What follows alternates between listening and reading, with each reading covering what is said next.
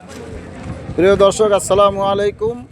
আমরা আছি, এটা হচ্ছে বাসন্দা নদী।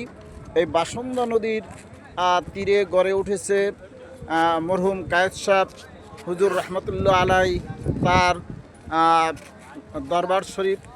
এখানে একটি কামিল মাদ্রাসা আছে এবং মসজিদ আপনারা দেখতে পাইতেছেন, নেসারাবাদ কেন্দ্রীয় জামে মসজিদ। এবং আমরা যদি আপনাদেরকে একটু দেখাই যে একটা কমপ্লেক্স ভবন, খানকা এবং মাদ্রাসা এই বাসন্দা নদীর তীরে গড়ে উঠেছে নেসারাবাদ এই প্রতিষ্ঠান।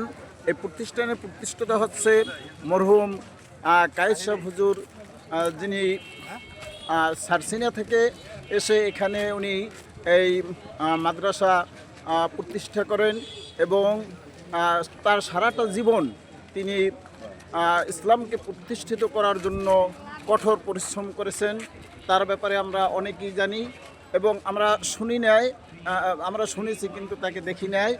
এবং আপনারা যদি কেউ এই নেসারাবাদ দরবার শরীফে আসতে চান, বরিশাল থেকে জালকাঠি হয়ে জালকাঠি থেকে এখানে আসতে সময় লাগে মাত্র 10 মিনিট।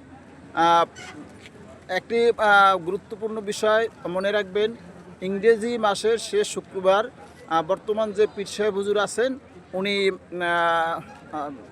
নসিহাত পেশ করে থাকেন সকাল 10টা থেকে প্রতি ইংরেজি মাসের শেষ শুক্রবার।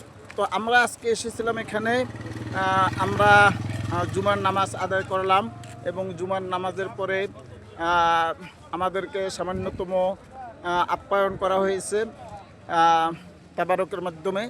এবং এরপর হুজুর খানকায় বসেন, ওখানে ওনার সাথে যারা সাক্ষাৎ করতে চায় তারা সাক্ষাৎ করে।